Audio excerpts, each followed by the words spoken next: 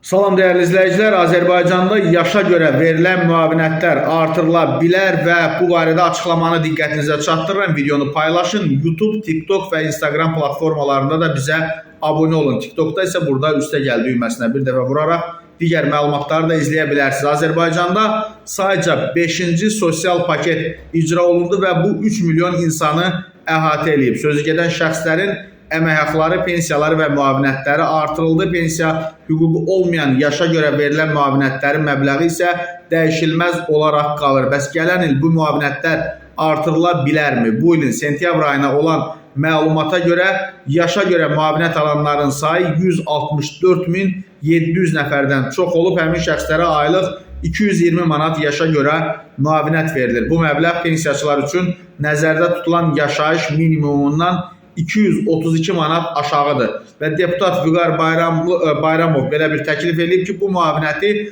65 yaşı tamam olmuş vətəndaşlarımız alır. Onların digər gəlir yerləri olmur və daha çox sosial dəstəyə ehtiyacları olur. Bu baxımdan artırılma vacibdir. Büdcə və mövcud imkanlarımız yaşa görə müavinətin məbləğinə baxılması və artırılmasına imkan yaradır. Bununla bağlı təkliflərimizi təqdim etmişik. Dövlət qurumları tərəfindən məsələnin araşdırılmasını və addımlar atılmasını məqsədə uyğun hesab edirik.